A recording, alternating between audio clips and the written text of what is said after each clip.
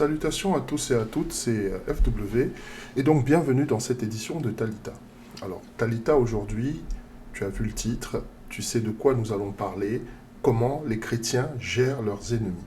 Avant de commencer, je voulais profiter déjà de l'occasion pour te souhaiter un bon Shabbat, et surtout les fêtes de Pâques qui se profilent pour ceux qui vont fêter le dimanche, qui vont célébrer le culte du dimanche aussi par avance. Je te souhaite déjà un très très bon culte du dimanche. Talita, aujourd'hui, c'est très particulier parce que nous allons parler de comment est-ce que tu gères, n'est-ce pas, en tant que chrétien, comment est-ce que tu gères l'adversité. Alors, en tant que chrétien, en fait, nous rencontrons bien sûr de l'adversité. Parfois, ce sont des collègues qui sont hostiles au boulot. D'autres fois, ce sont des proches. Parfois même de parfaits inconnus qui nous attaquent ou même nous calomnient sans raison apparente. Alors, faire face à des ennemis, c'est-à-dire à des personnes qui nous veulent du mal ou s'opposent à nous, peut mettre à l'épreuve en fait ta foi. Ça peut mettre à l'épreuve ta foi parce qu'à un moment tu te demandes mais oui mais le Seigneur dit aimons-nous les uns les autres, comment est-ce que je n'ai pas le droit de me défendre, il dit de tendre l'autre joue, etc., etc. Et du coup tu te retrouves dans une position où tu te dis oui mais si je laisse passer ça, d'accord, ça va être pire encore après. Donc à un moment donné, il y a beaucoup de questions que tu te poses.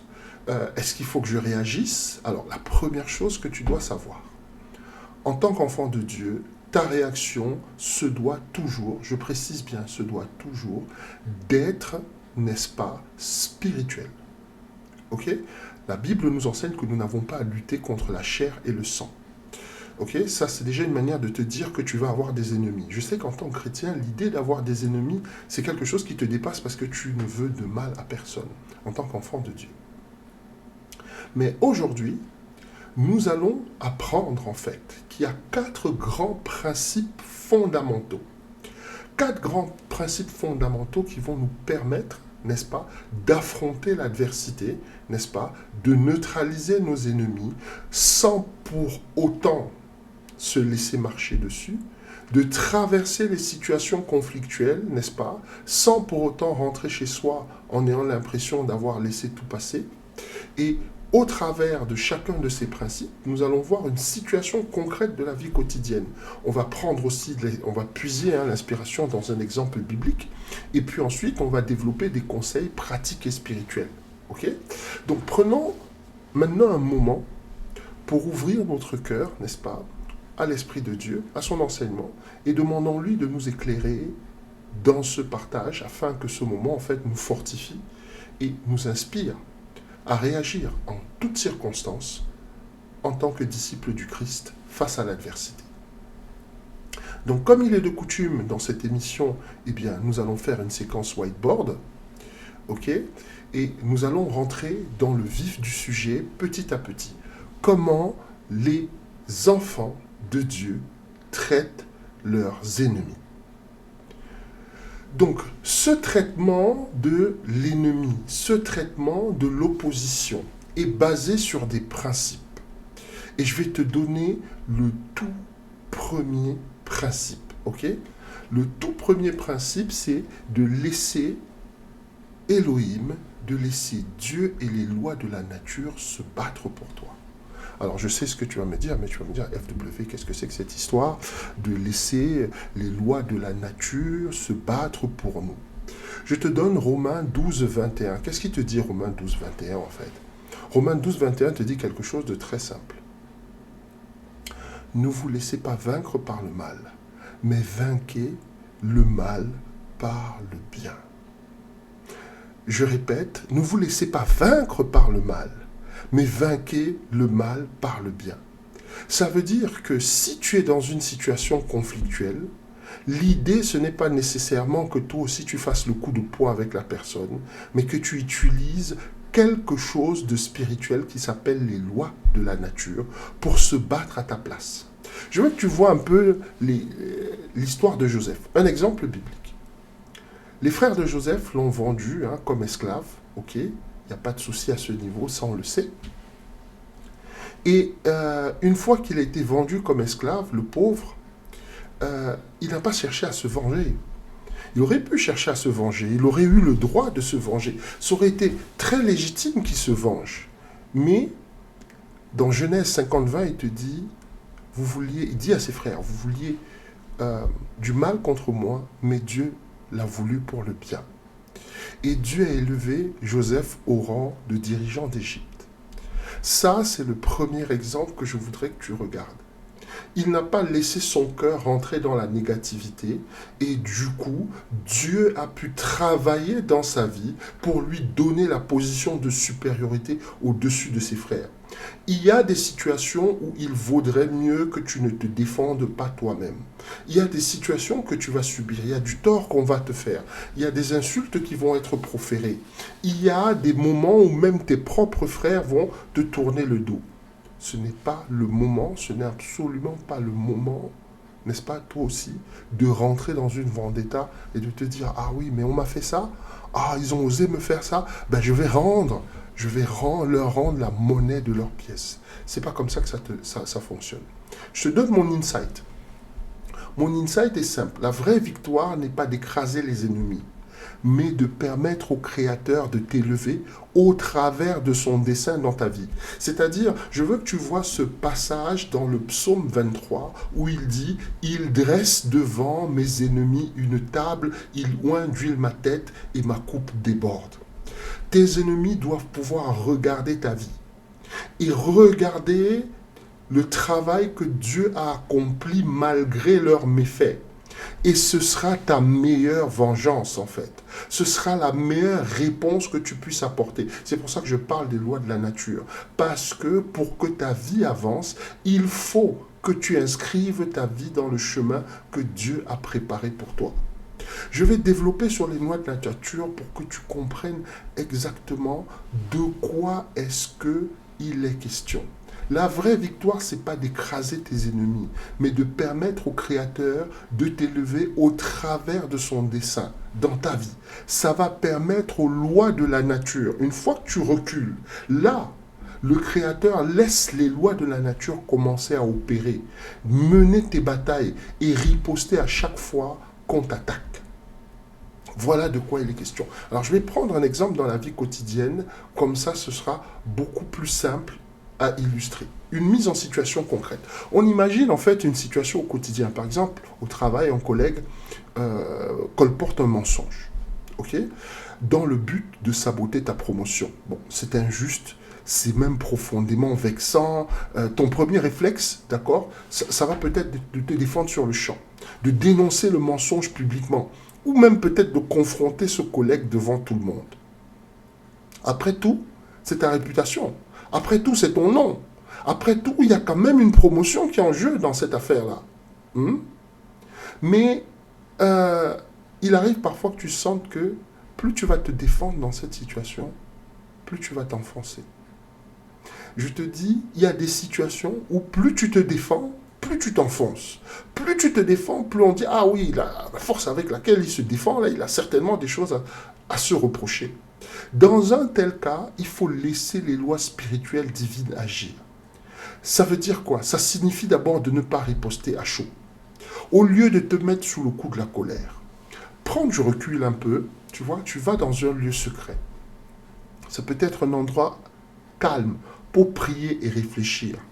Présenter la situation à Dieu. Dis à ton Père la peine et l'indignation que tu as par rapport à cette injustice. Ok? Ensuite, rappeler, plaide ta cause, comme il disait à Job, plaide ta cause. Parce que là, au lieu de t'énerver, au lieu de te mettre dans tous les états, il faut d'abord te poser la question de savoir quelle est la loi spirituelle que ce collègue a enfreint. Quelle loi spirituelle il a enfreint? Quelle loi spirituelle il a enfreint? D'accord? Et là, tu vas plaider auprès de Yahweh Elohim sur le fait qu'une loi de la création a été brisée en ta défaveur. Donc, ce n'est plus une affaire perso. C'est une affaire que tu portes auprès du Créateur. Tu ne règles pas tes comptes au niveau de ton adversaire. Tu vas au-dessus. Tu vas au-dessus des lois humaines. Tu vas au-dessus des lois de la nature. Là, tu touches directement aux lois divines. Et là, quand tu vas voir Dieu, tu dis, on a brisé tes lois, Elohim, en ma défaveur. Moi qui suis ton enfant, je réclame donc réparation.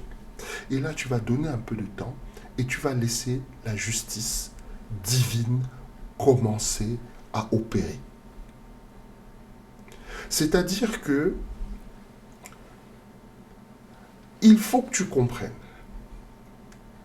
qu'il y a des lois pour tout. Je t'explique pourquoi il y a des lois. S'il y a des lois, ça veut dire qu'il y a un tribunal. Il y a 3 types de lois majoritairement. Il y a les lois que les hommes ont créées. C'est pour ça que je parle des lois humaines.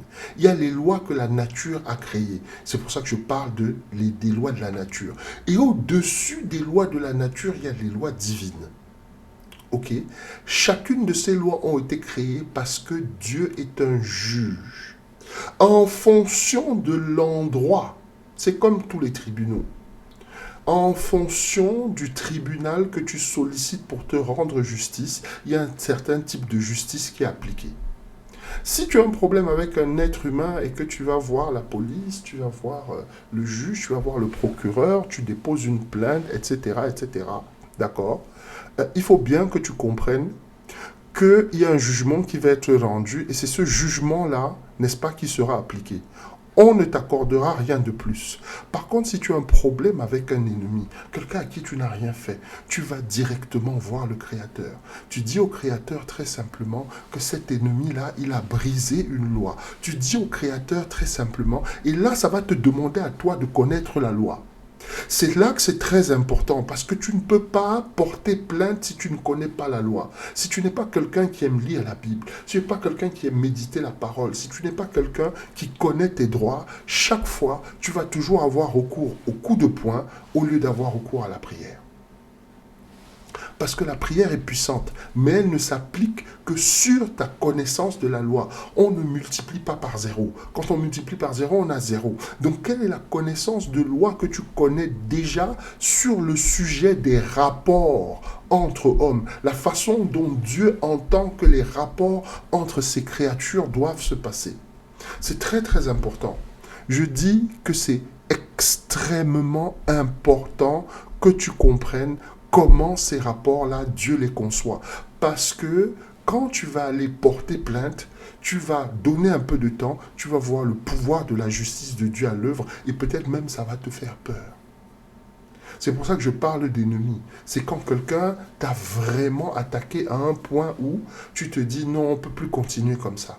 Si je laisse passer ça, demain, qu'est-ce qui va m'arriver? Et je te rappelle que les lois, une fois que tu es allé devant le tribunal de Dieu te plaindre, Dieu est un juste juge. Ça veut dire qu'il va observer l'affaire dans son intégralité. Malheur à toi si toi-même aussi tu es coupable de quelque chose. Donc il faut que tu comprennes exactement comment les choses se passent. Les enfants de Dieu, les créatures de Dieu ne sont pas des personnes qui vont servir de paillasson à tout le monde, qu'on va frapper, qu'on va calomnier, qu'on va insulter, et puis les gens vont partir se moquer en disant oui, de toute façon, n'est-ce pas, on dit de tendre la joue gauche quand on te frappe et, sur la joue droite, etc., etc. Ce n'est pas ça du tout. Tu as des droits parce que ton Père lui-même te dit à moi la vengeance, à moi la rétribution. Qu'est-ce que ça veut dire? Ça veut dire que cette politique de non-violence que nous avons, n'est-ce pas, sur le plan physique, n'est-ce pas, est totalement contredite ou encore totalement différente sur le plan spirituel où nous avons à faire la guerre. En d'autres termes, sur le plan physique, nous sommes des pacifistes. Sur le plan spirituel, nous sommes des pacificateurs. Nous voulons toujours la paix, mais ce n'est pas le même type de paix. Un pacifiste veut la paix, la guerre sans faire, la paix sans faire la guerre. Mais le pacificateur sait qu'il doit faire une guerre pour qu'il ait la paix et que cette guerre-là est spirituelle en ce qui nous concerne. Nous n'avons pas à lutter contre la chair et le sang. Donc avant d'aller te plaindre devant le tribunal divin, assure-toi d'abord que toi-même tu es réglo. Voilà de quoi il est question. Et là, je te donne un élément, une prière que tu vas faire. Ok? La prière, elle est assez simple. Tu vas dire simplement, Elohim, tu as vu le mensonge qu'on a dit contre moi. Ça peut être un mensonge, ça peut être une calomnie, ça peut même être des violences qu'on a exercées sur ta personne. Et tu vas dire, je ne choisis de ne pas me venger moi-même. Mon ennemi a violé la loi de. Et c'est là que tu dois connaître les 7 lois spirituelles fondamentales. Ici, dans le cadre de cette chaîne, nous avons déjà suffisamment parlé des lois spirituelles fondamentales. Je n'ai pas besoin de revenir dessus. Cherche parmi les vidéos, tu retrouveras certainement une qui traite de ce sujet pour que tu puisses maintenant dire, mon ennemi a volé, est-ce que violé, est-ce que c'est la loi de semence et de récolte? Est-ce que c'est la loi de l'énergie? Est-ce que c'est la loi de la réciprocité? Quelle est la loi exactement qu'il a violée? Et en fonction de ça, maintenant, tu peux réclamer justice. Et là, tu dis, j'implore ta justice afin que ta vérité triomphe et que ton règne, je précise bien ton règne, parce que c'est le roi qui doit trancher sur cette affaire-là, me fasse droit. Montre-moi si j'ai moi-même une part de responsabilité afin que je me répande si nécessaire. Amen. Tu vois, c'est une prière très simple, mais elle est très puissante. C'est une prière très simple, mais elle est très puissante. Ok? Donc nous avançons. Et là, je vais tranquillement me diriger vers l'autre slide. On va avancer un tout petit peu. Et je vais te donner un exemple à suivre. Et là, je veux que tu sois très, très attentif. Très, très attentif. Parce que ce dont je te parle là, n'est-ce pas, ce n'est pas FW. Ce dont je te parle, ce n'est pas FW. Il y a des personnes ici dans ce monde qui ont mis en pratique ces principes-là, fondamentaux que je te donne. Ce ne sont pas des personnes qui sont dans la maison de Dieu, elles sont dans le monde.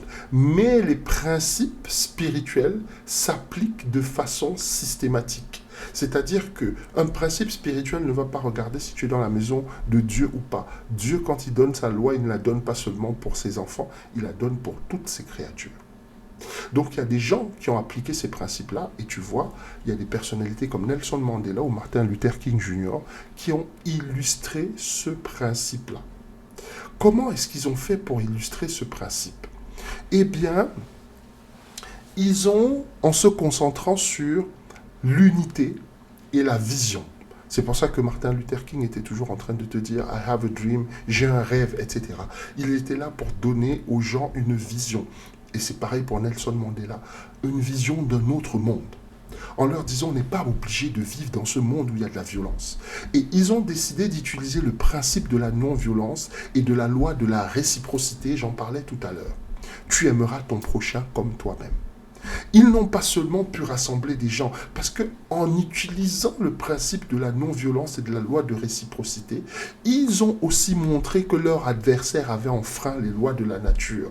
Leurs adversaires avaient enfreint les lois de la nature, n'est-ce pas? Ils ont répondu à des manifestations pacifiques par de la violence.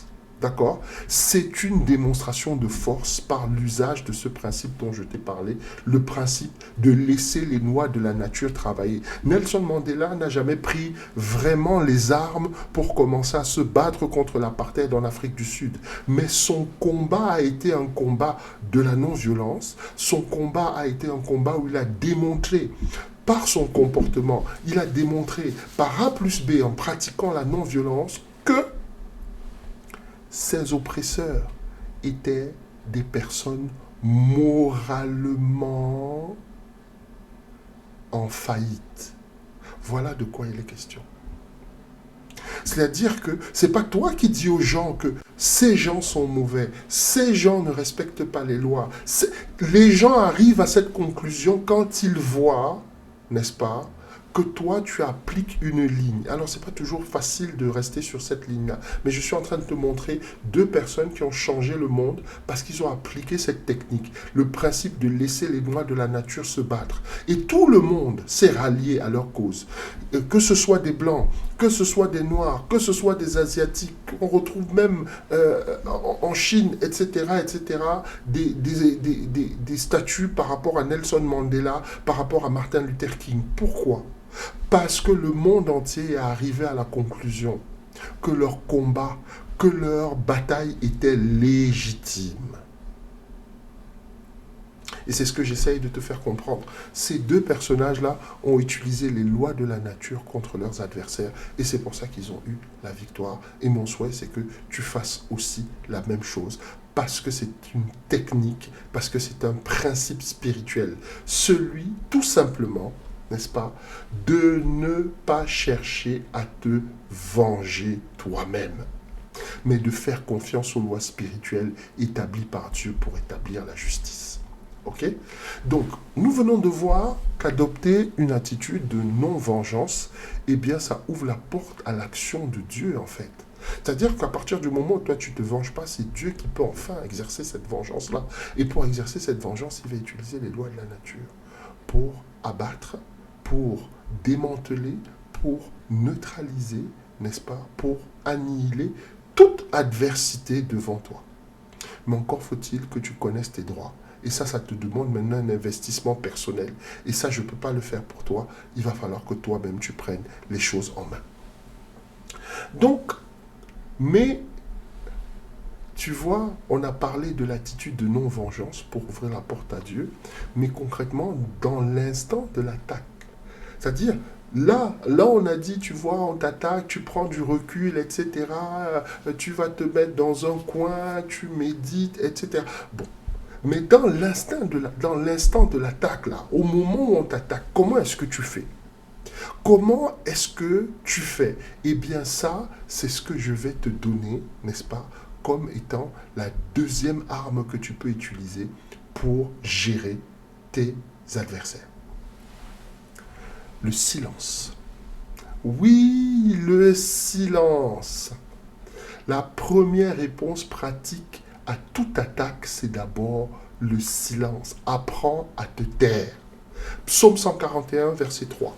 Mets une garde, Seigneur, sur ma bouche.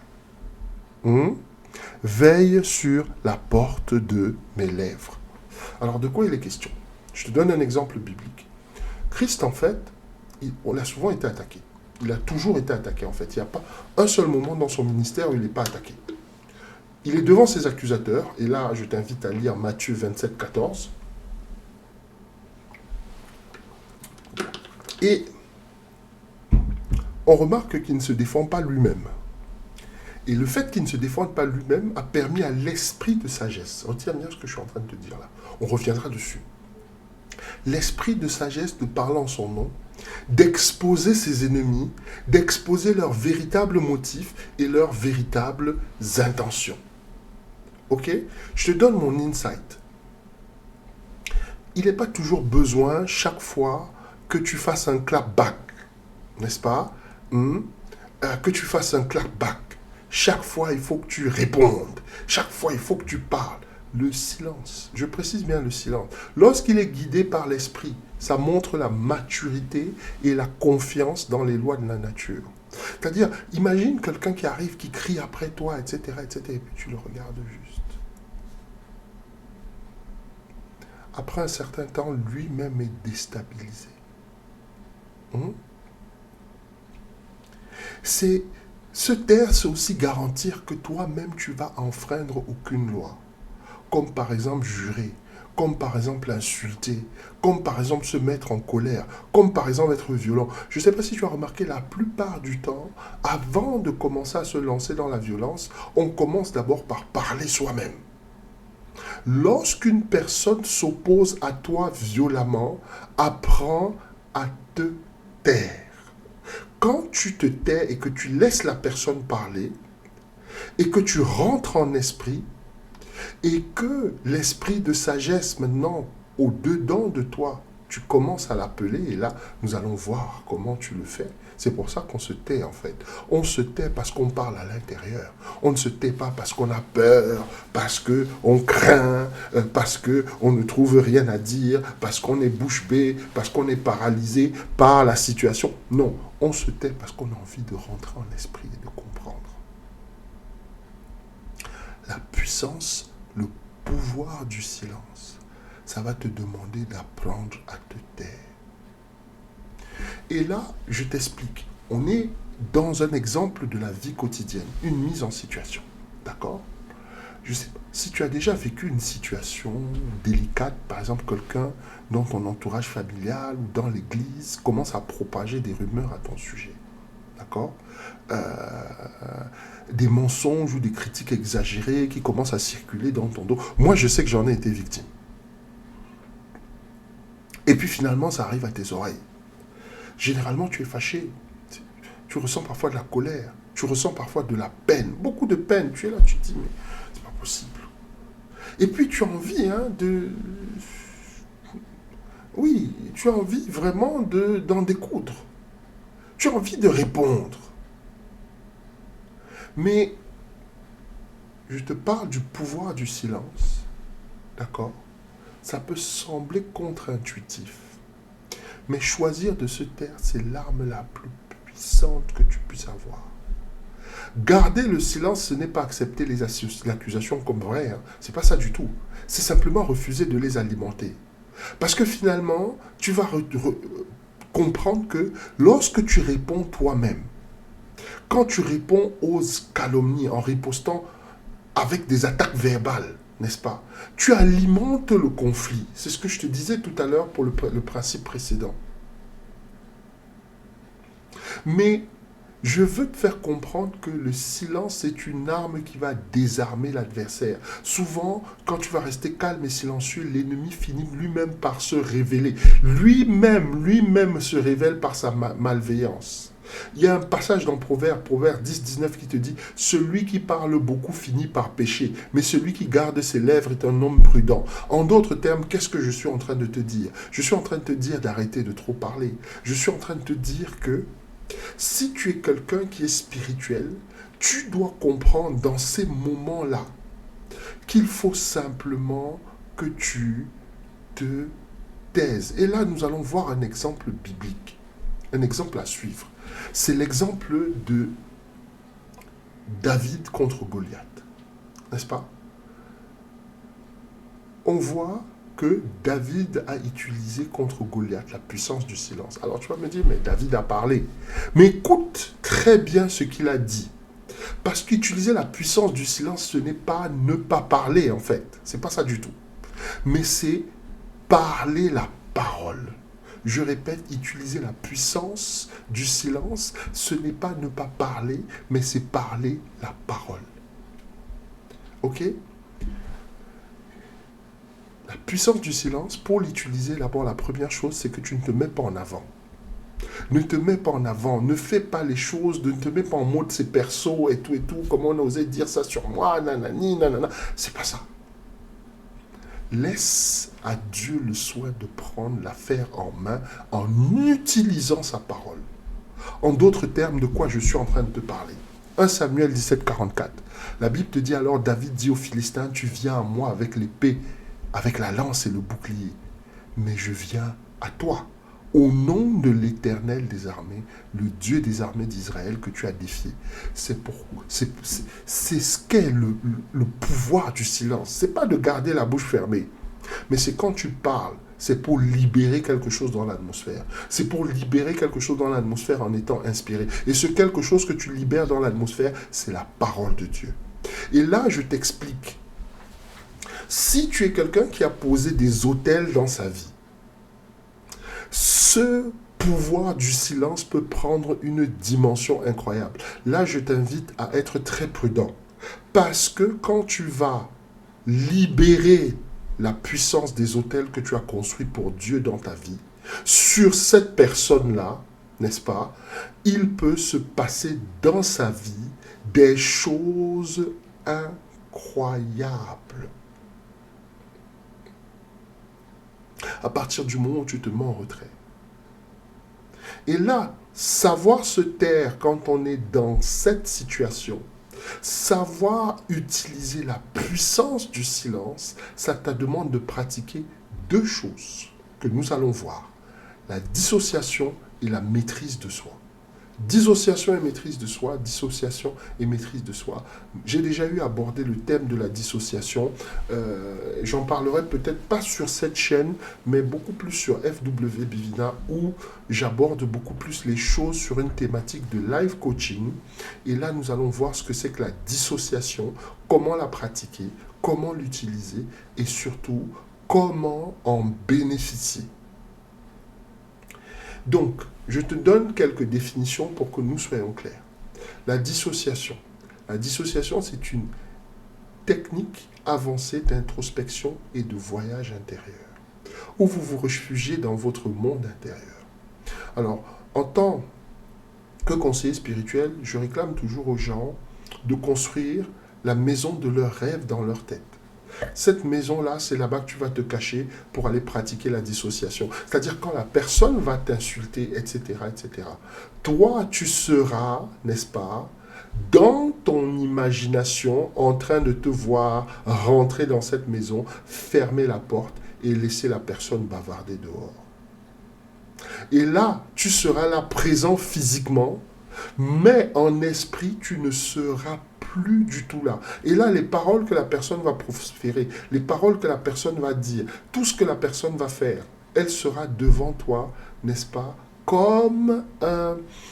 Je ne sais pas, tu auras vraiment l'impression de ne pas être du tout être là. Que la personne est une toute petite fourmi qui est en train de gesticuler dans le décor et tu ne la vois même pas passer, etc., etc.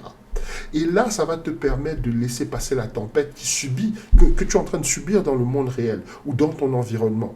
D'accord? Ça va te permettre d'enlever la charge émotionnelle et d'opérer uniquement dans le spirituel. Là, je suis en train vraiment de parler à des chrétiens, à des enfants de Dieu qui sont matures, qui ont déjà commencé à comprendre certaines techniques. C'est pour ça que Christ, quand il portait sa croix, on l'insultait, on lui crachait dessus, on lui mettait des coups.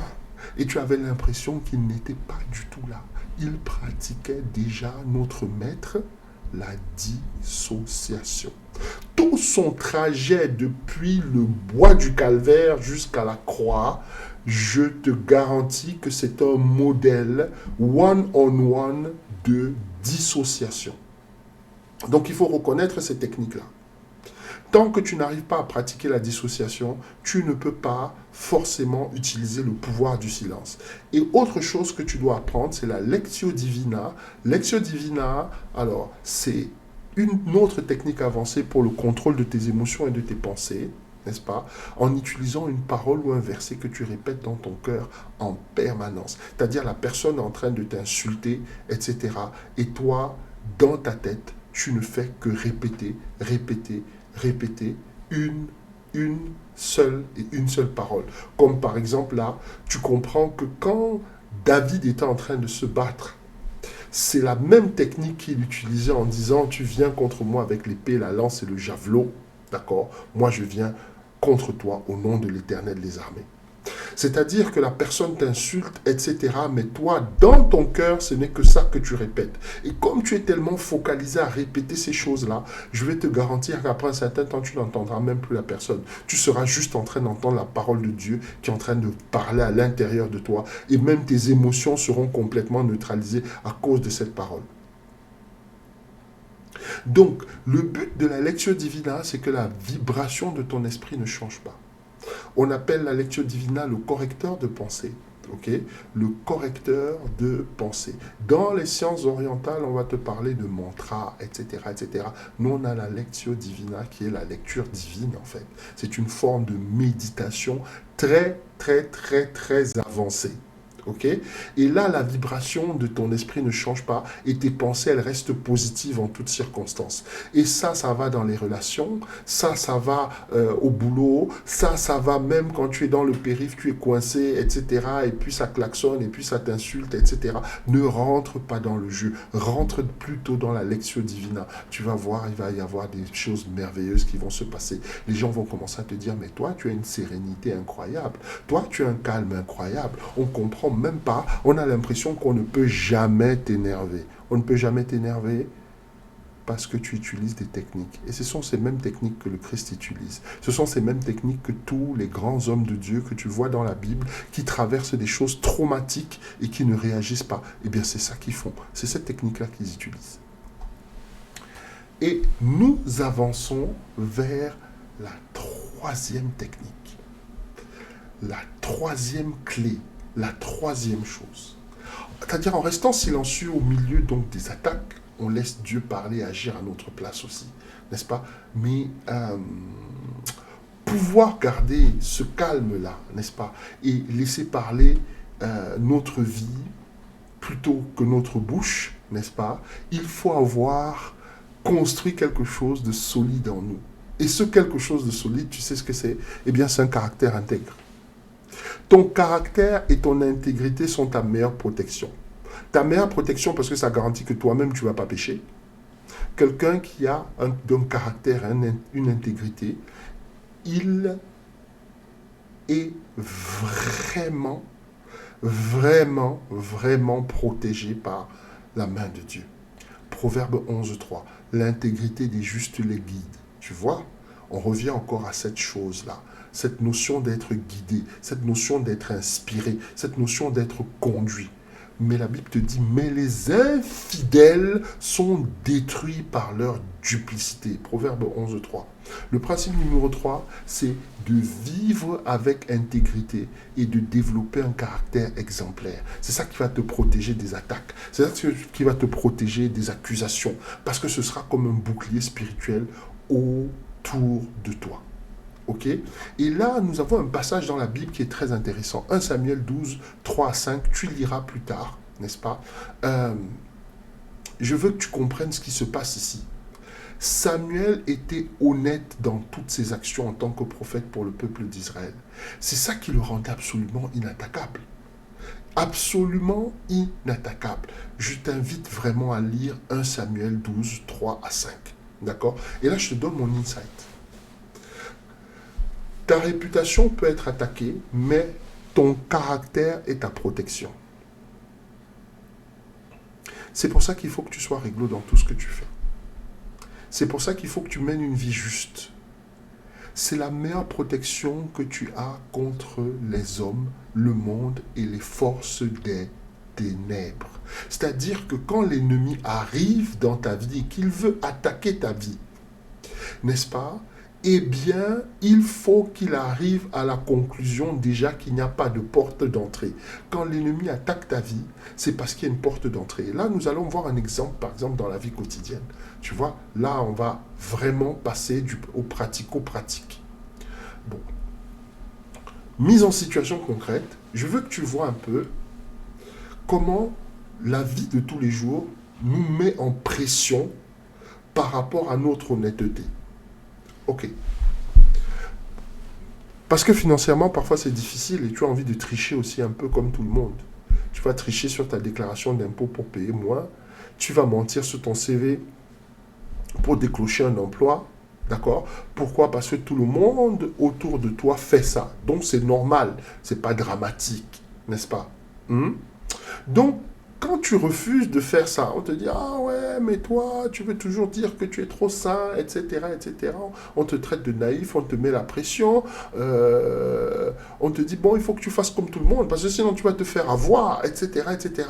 Et moi, je te dis aujourd'hui, malgré ces incitations, de tenir bon. Je te dis aujourd'hui de ne pas fléchir. Je te dis aujourd'hui de choisir de rester honnête à cause de tes convictions religieuses, à cause de tes convictions spirituelles. Parce que sur le moment, en fait, il se peut que tu subisses un coup. Parce que l'honnêteté a un prix. Je suis obligé de te dire la vérité. L'intégrité a un prix.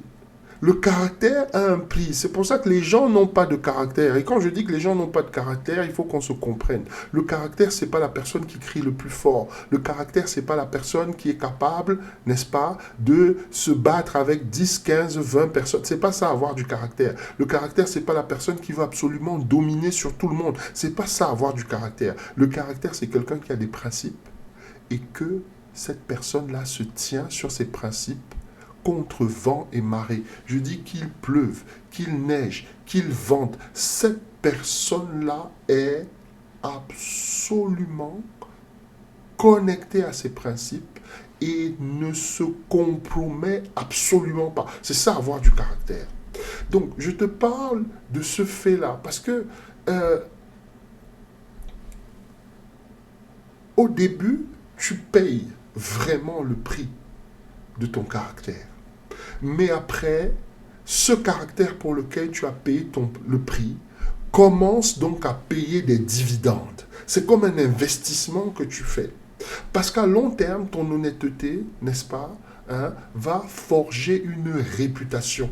Ça veut dire que tes supérieurs, tes collègues, tes proches sauront qu'on peut compter sur toi, sauront que toi tu dis la vérité, sauront que tu es digne de confiance. Et cette réputation d'intégrité là va t'ouvrir bien d'autres portes. Je ne sais pas comment te dire ça. Ton caractère va te protéger. Et c'est ça qui va faire en sorte que le jour où on va t'accuser injustement, le jour où on va te calomnier, le jour où les gens viendront après toi, n'est-ce pas? Eh bien, il y a des gens qui vont se lever naturellement parce que ils vont dire non, cette personne est droite, on le sait, cette personne est juste, on le sait, cette personne est sérieuse, on le sait. C'est-à-dire que sans que tu le saches, ton intégrité aura fait de toi un exemple, un symbole pour d'autres. Et c'est ça qui va protéger ta vie. C'est ça qui va protéger ta réputation. C'est ça qui va protéger ton succès. C'est ça qui va protéger ta carrière professionnelle. Et c'est aussi ça qui va protéger ta vie spirituelle. Je préfère te dire les choses. Et là, je veux qu'on voit ensemble un exemple assez inspirant que tu retrouves dans la Bible. Avant ça, je voudrais juste t'amener... Alors, je suis allé un peu vite avec le slide. Je veux que tu comprennes quelque chose. Quand tu es cette personne-là qui est sérieuse, quand tu es cette personne qui est intègre, quand tu es cette personne qui est juste, eh bien tout ça là, ça vient d'un seul esprit. Cet esprit fait partie des 7 esprits de Dieu. Et cet esprit s'appelle la crainte du Seigneur ou la crainte de l'Éternel en fonction des traductions. Esprit de crainte de l'Éternel. Quand cet esprit est sur toi, eh bien, ça se manifeste de cette façon-là. Ça veut dire que tu ne peux pas t'empêcher d'être réglo. Tu ne peux pas t'empêcher d'être sérieux, sérieuse. Tu ne peux pas t'empêcher de marcher selon certains principes spirituels. Et ces principes spirituels sous-tendent toute ta vie. Et tu ne te vois absolument pas déroger à ces principes-là pour quelque raison que ce soit. Voilà de quoi il est question. Et là, je te développe sur l'esprit de la crainte de Dieu ou l'esprit de la crainte de l'Éternel. C'est un esprit qui te permet de ne pas sortir du cadre de ta relation avec Dieu, de toujours vouloir lui faire plaisir et de toujours vouloir lui rendre honneur. Que ce soit dans ton comportement, dans tes pensées, dans tes actions, c'est aussi lui qui définit le commencement de la sagesse. C'est-à-dire que quand la crainte de Dieu, l'esprit de crainte de Dieu s'est installé dans ta vie, et nous verrons dans une prochaine émission ici dans Talita comment travailler avec les 7 esprits de Dieu, peut-être que ce sera l'objet d'un Bethesda. Je penche plus sur un Bethesda, c'est-à-dire un webinaire où on va rentrer dessus en profondeur. Mais je veux te faire comprendre qu'il faut absolument que tu lises ce bouquin. Ce bouquin, c'est le mien, c'est le mystère des 7 esprits de Dieu, pour comprendre comment l'esprit de crainte de Dieu agit dans ta vie et les bénéfices qu'il y a, n'est-ce pas, à traiter avec cette énergie-là. Ok? Et là, nous pouvons avancer. Et je te donne un exemple à suivre. Pour que tu ne te dises pas, ah mais FW, vraiment, il a inventé des concepts, etc. C'est dans la Bible. On va voir que Daniel, n'est-ce pas? Et là, je t'invite à prendre ta Bible dans Daniel 6, versets 3 à 4. Daniel 6, versets 3 à 4. L'engagement de Daniel envers sa foi dans la terre de Babylone, où il a servi la cour royale et exemplaire. C'est l'exemple que tu dois prendre. Parce que nous sommes tous dans Babylone. Nous sommes tous dans Babylone. C'est notre situation, c'est ce que nous vivons, c'est la situation qui est la nôtre. Nous vivons dans un monde où les principes divins, les principes spirituelles sont bafouées en permanence au profit de l'argent, au profit du sexe, au profit du pouvoir, au profit de tout ce que tu veux. Mais dans tous les cas, la parole de Dieu n'est pas mise à l'honneur.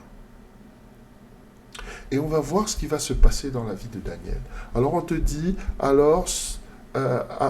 et lorsque Daniel fut préféré au chef et au prince, parce qu'il était en lui un esprit excellent, un esprit excellent, je te laisse deviner quel était cet esprit excellent qui était en lui, et le roi pensa à l'établir sur tout le royaume. Alors les princes, les présidents et les princes cherchèrent une occasion contre Daniel au sujet du royaume, mais ils ne purent trouver ni occasion ni faute, car tant qu'il était fidèle, et qu'il n'y avait pas non plus d'erreur ou de faute en lui.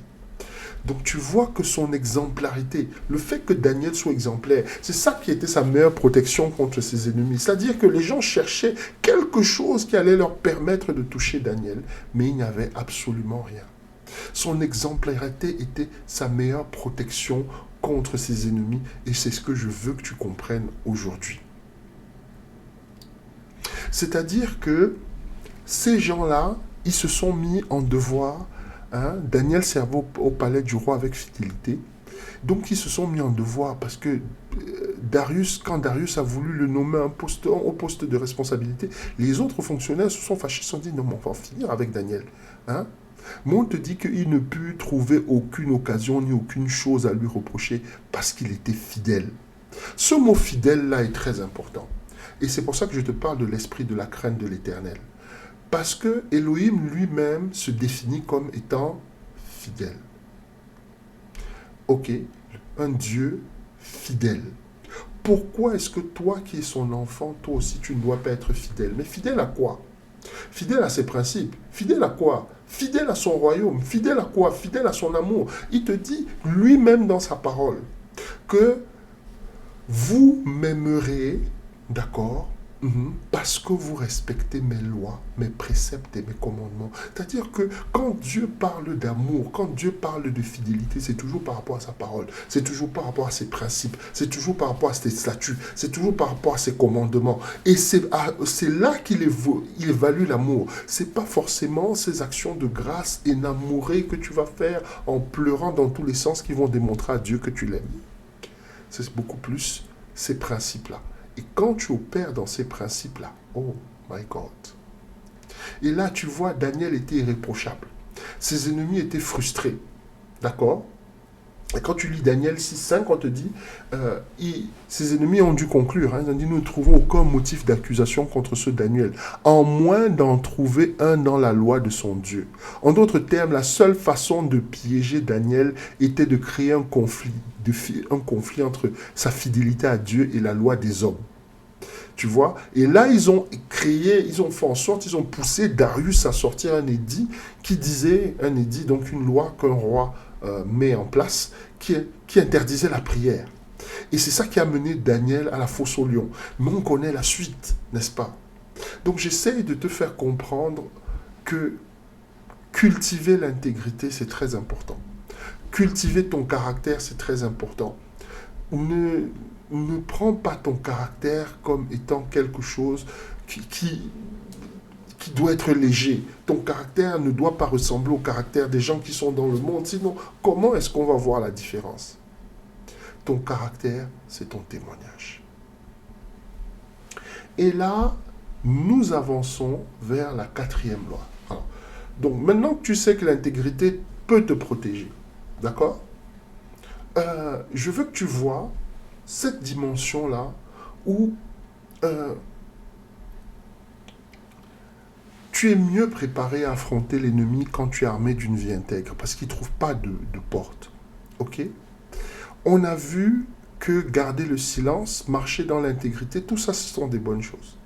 Mais maintenant, je te parle d'un principe qui est simple. Ok? Un principe d'être plus un dragon qu'un tigre. D'accord? En d'autres termes, d'apprendre à laisser l'esprit te guider. De quoi est-ce que je parle? Et là, je te donne un passage. Parce que tu vas dire, ah, mais FW, le dragon, le tigre, tout ça, c'est l'astrologie chinoise. Est-ce que c'est ce que tu viens nous enseigner? Non. On commence par la Bible. Qu'est-ce que la Bible, elle te dit? Matthieu 10, 16. Matthieu 10, 16 te dit, soyez sages comme des serpents et innocents comme des colombes. Soyez sages comme des serpents, n'est-ce pas? Et innocents, purs, comme des colombes. Ok. Le serpent dont il est question, là, c'est le dragon. Et si tu regardes même dans la Bible, chaque fois qu'on te parle du serpent, le mot dragon n'est pas loin. Pourquoi je te parle de dragon et de tigre? Effectivement, ça a à voir avec les coutumes orientales. Dans les coutumes orientales, ou même dans certaines religions aussi, on conçoit le tigre comme étant cet animal qui est très féroce, qui est très puissant. Et le tigre, en fait, a une caractéristique. Sa caractéristique à lui, c'est que c'est un animal de réaction. Dès que tu lui fais quelque chose au tigre, il se met en devoir de te détruire. Alors, je me rappelle d'un documentaire là, sur National Geographic où on montrait un tigre qui était en train de faire sa sieste. Et comme il faisait sa sieste, il y avait, je ne sais pas moi, c'était une branche d'un arbre qui était balayée par le vent. Je crois que c'était un palmier ou quelque chose comme ça. Une branche de palmier qui était balayée par le vent et du coup, ça faisait du bruit en fait. Le tigre s'est levé et a démonté tout le palmier. Voilà de quoi je parle. Est-ce que tu es cette personne-là qui est toujours dans la réaction? On t'a à peine dit quelque chose, on t'a à peine fait quelque chose, il faut que tu rendes. On t'a à peine fait quelque chose, tu as cette manie-là. Non, on m'a fait, tu fais de la comptabilité, n'est-ce pas? First in, first out. Non, c'est pas comme ça que ça marche, la vie. On t'apprend à être un dragon. Le dragon est puissant aussi. Il est aussi puissant que le tigre, mais il est plus sage. Il est juste plus sage. Il marche dans la sagesse. Est-ce que tu es cette personne-là dont on va jouer avec les émotions? Voilà, là, c'est ça qui est la vérité. Parce que si les gens comprennent qu'ils peuvent jouer avec tes émotions, je te garantis que ton séjour sur Terre ici sera un véritable enfer. Tu vas passer tes journées entières à t'énerver contre tout le monde, à crier, après tu vas avoir des problèmes de santé, et puis etc., etc. Je te dis, sois simplement comme ce serpent que Yeshua te dit d'être. Apprends à être un dragon. Apprends à marcher dans la sagesse. Ne sois pas la personne qui réagit instinctivement. Je te donne un exemple biblique. David, il a eu l'occasion de tuer Saül. Il a eu l'occasion d'en finir avec Saül. Et vraiment, quand tu regardes, n'est-ce pas, il avait toutes les raisons d'en finir avec Saül. C'est Saül qui l'a fait venir au palais. Après, c'est Saül qui a commencé à le tuer, à chercher à le tuer. C'est Saül qui l'a fait venir au palais en disant que c'était son fils. Mais quand il a vu que David commençait à avoir une certaine renommée au niveau du pays, Saül a commencé à comploter contre lui. Donc, il avait toutes les raisons d'en vouloir à Saül. C'est à cause de Saül qu'il était obligé de s'enfuir du palais. Ok? Mais, et c'est là que je parle du tigre et du dragon. David a eu l'occasion de tuer Saül, mais il s'en est abstenu. Tu lis ça dans 1 Samuel 24. D'accord? Mais il a usé de sagesse. C'est-à-dire qu'il a refusé de briser une des lois divines. Une des lois divines dit qu'on ne doit pas toucher un oint de l'Éternel. J'espère que tu es au courant de cette loi-là. Et là, je t'invite à faire très très attention avec les gens qui occupent des positions d'encadrant spirituel, pasteur, prophète, etc. Peu importe. Lorsque quelqu'un est oint et que l'onction de Dieu est sur cette personne, et je ne te parle pas de personnes qui sont allées faire des cérémonies d'ordination. L'onction dont il est question, tu l'as déjà depuis le ventre de ta mère, comme nous l'avons appris avec Jérémie. Ok? Donc j'essaie de te faire comprendre que David connaissait très bien les lois. Et en cela, il a décidé de ne pas être le tigre cette fois-ci, mais plus d'être le dragon. Il a refusé de briser une des lois divines, de ne pas toucher à un oint de Dieu. Il a tourné le dos à ses émotions et a préféré marcher avec l'esprit. À certains moments aussi, tu vas avoir des conflits. Tu vas peut-être avoir des conflits avec tes parents. Tu vas avoir des conflits avec un patron, avec un manager, avec qui que ce soit. Ne laisse pas le tigre se manifester au-dedans de toi. Sois ce dragon-là. Sois ce dragon qui va marcher selon les lois divines d'abord, avant de faire autre chose. Alors, je te donne mon insight. La sagesse nous enseigne que toutes les batailles ne valent pas ton temps. Je te dis, l'ennemi va mettre au-devant de toi des batailles simplement pour chercher à te piéger. Parfois, il faut regarder les choses avec sagesse et dire, ça là, je vais laisser passer. Ça là, je passe mon tour. Quelqu'un d'autre viendra se battre, mais moi, j'ai décidé de me taire. Voilà de quoi il est question. Donc, demande à Dieu ce qui vaut la peine d'être abordé, ce qu'il vaut mieux laisser de côté. Parce que toutes les batailles de ta vie, elles ne sont pas divinement inspirées. Voilà de quoi il est question. Elles ne sont pas divinement inspirées. Et je veux que tu vois cette image où tu es au boulot, tranquille et tout. Le matin, tu ouvres ta boîte mail et puis tu tombes sur un mail, un courriel qui est passif-agressif. Il y a quelqu'un qui t'en veut, machin. La personne utilise, tu sais, le langage administratif est toujours très, très policé.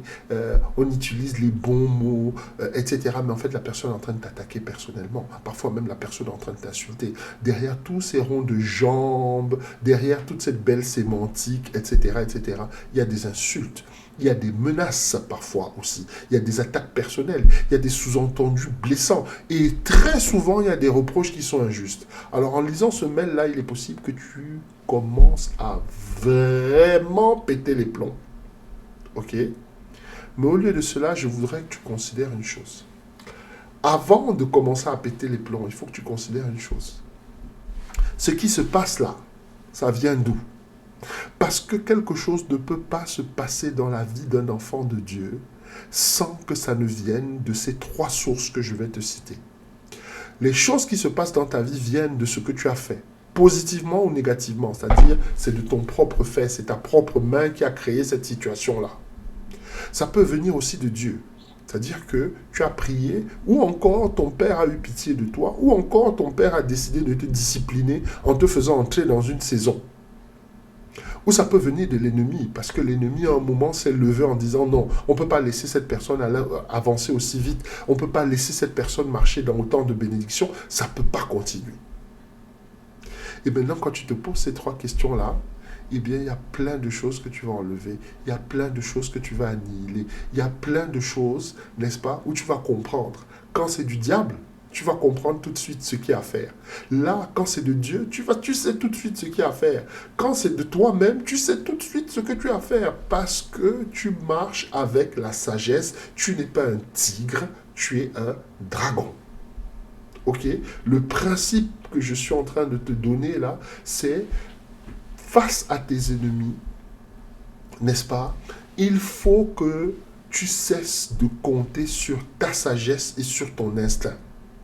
C'est ça être le tigre. Le tigre ne compte que sur sa sagesse et sur son instinct. Mais il faut apprendre à chercher la direction de l'Esprit Saint. Ok? C'est ça être un dragon. Et là, je te donne un exemple très simple. Eh bien, c'est l'exemple de Yeshua, quand il a envoyé ses disciples. Et je veux que tu médites là-dessus.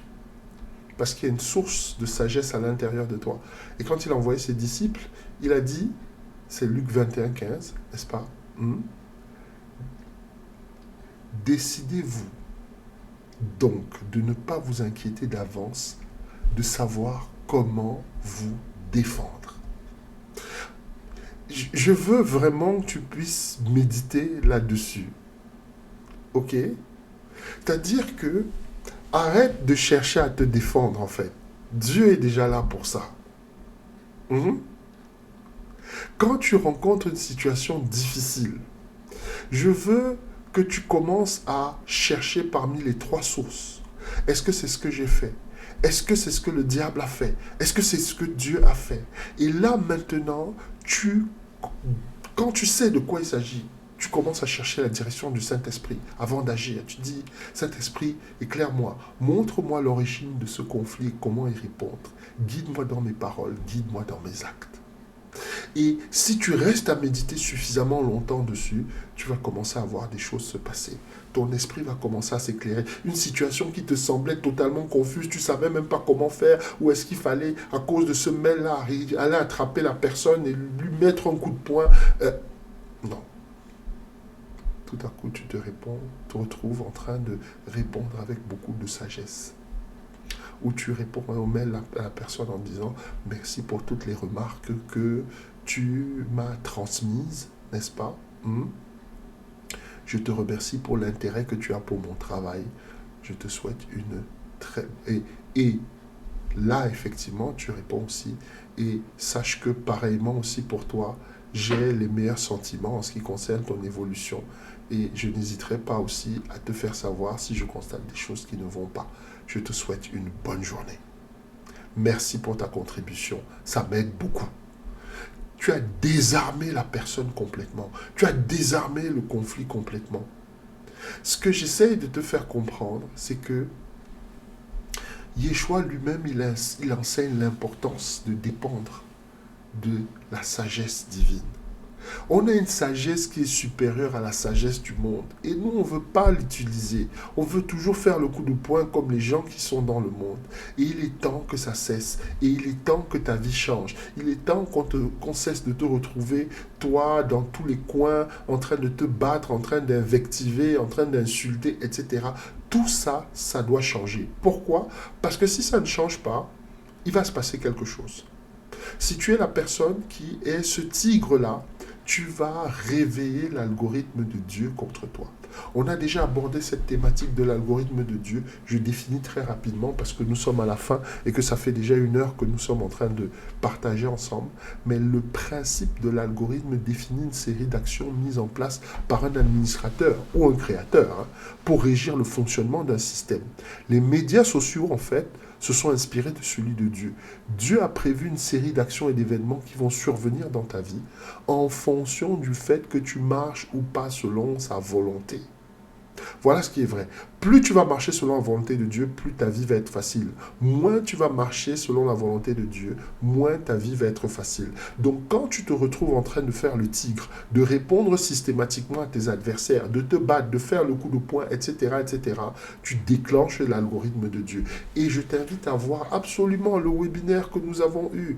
Nous, on a eu un merveilleux webinaire qui s'appelle l'algorithme de Dieu. Il faudrait que tu puisses revenir dessus. Il est disponible en replay, puisque c'est un webinaire il date de l'année dernière. Et je t'invite vraiment à te pencher dessus si tu veux comprendre comment l'algorithme de Dieu fonctionne. Donc, nous arrivons à la conclusion. Qu'est-ce que je pourrais te dire en conclusion? Parce qu'on a vu plein de choses.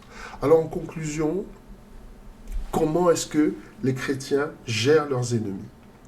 Eh bien, ils gèrent leurs ennemis sur la base de 4 principes et outils. Ils laissent agir les lois spirituelles et divines. Ils utilisent le pouvoir du silence. Ils utilisent leur caractère et leur intégrité comme bouclier. Et ils se laissent guider par l'esprit en étant des dragons au lieu d'être des tigres. En marchant dans la sagesse, par la sagesse et pour la sagesse de Dieu. Chacun des principes que je t'ai donnés là, tu le retrouves dans la Bible avec des exemples comme Mardoché, comme David, comme Daniel, comme les apôtres. Et surtout l'enseignement de notre Seigneur, Yeshua, qui il nous a montré le chemin. Il a aimé ses ennemis, il a prié pour ses persécuteurs, il a gardé le silence quand il le fallait, il a confié sa cause à son Père. Et aujourd'hui encore, Yeshua continue à avoir le même message. Est-ce que tu vas continuer à gérer ou à traiter ou à faire face à tes ennemis comme on le fait dans le monde, ou est-ce que tu vas utiliser le chemin qu'il te montre? Le chemin que Yeshua a utilisé pour gérer ses ennemis lui a garanti une victoire absolue et totale contre ceux-ci. C'est ce qui fait que jusque maintenant, 3000 ans après, 4000 ans après, on parle toujours de Yeshua et de sa victoire sur la croix. Cette victoire ressemblait à une défaite, mais finalement, à la fin, ses ennemis se sont rendus compte qu'en le mettant sur la croix, en l'exposant en spectacle, ils ont eux-mêmes scier la branche sur laquelle ils étaient assis. Ils ont été l'artisan de leur propre malheur. Alors, je t'invite à mettre en pratique ces principes-là dans ta vie quotidienne. La prochaine fois que tu vas faire face à un ennemi ou une attaque injuste, etc., souviens-toi de ce que qu'on a partagé dans cette édition de Talita. OK? Et, euh, et mets en pratique ces choses-là. Voilà de quoi il est question. Donc, je t'invite donc à vraiment, vraiment prendre au sérieux ce que nous avons fait aujourd'hui. Pourquoi? Parce que simplement, ça là, ça va déclencher autre chose dans ta vie. Je voudrais, par la grâce de Dieu, que nous puissions prier ensemble. Je veux que tu fasses cette prière avec moi. Tu vas dire, Seigneur, j'ai reçu la parole, j'ai partagé avec ton serviteur aujourd'hui sur comment je dois gérer mes ennemis. Je veux renouveler mon intelligence, je veux renouveler ma sagesse et je veux marcher sur ces 4 principes qu'il m'a appris. Merci de te manifester dans ma vie pour solidifier ma foi, pour solidifier mon caractère et mon intégrité, pour me permettre de marcher dans ta sagesse et surtout que je ne sois pas comme ceux du monde, mais que je puisse gérer mes ennemis comme tu as géré les tiens, comme Yeshua a géré les siens, et que je sois vraiment un exemple en cela. Au nom de Yeshua, j'ai prié. Amen. Voilà les amis, c'était tout pour cette édition de Talita. Je te souhaite un très très très bon week-end. Avant de se séparer, je voulais te rappeler, nous avons notre webinaire, c'est le 24. Ça se rapproche. D'accord? Il y a encore des places. En dessous, là, tu vois, il y a un bandeau qui est en train de passer. Et sur ce bandeau-là, tu peux accéder à cette page pour faire ta réservation pour assister au webinaire. OK? Donc, c'est uniquement sur inscription. Donc, ce n'est pas comme ce partage que nous venons de faire. Moi, je t'invite vraiment à considérer ça. Ce webinaire, il s'appelle Entrer dans la chambre haute. La chambre haute, il y a un mystère dedans. Et la chambre haute, c'est ce qu'on appelle aussi le cénacle. C'est là-bas que les apôtres ont reçu la visitation du Saint-Esprit. C'est là-bas que notre ami Élie avait, au niveau de la veuve de Sarepta, un endroit où il allait prier. La chambre haute, c'est aussi dans cet endroit que Yeshua et les disciples ont partagé la communion.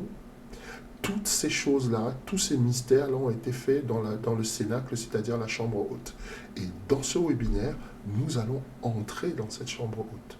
Le but, ça va être de décortiquer chacune des choses qui s'y trouvent pour que notre vie spirituelle, elle puisse décoller. Donc si tu as envie de franchir un cap, non seulement dans ta connaissance de Dieu, mais aussi dans le cadre, n'est-ce pas, de ton évolution spirituelle, ce webinaire est pour toi. Donc, fais le nécessaire. Donc, voilà, entrer dans la chambre haute est disponible.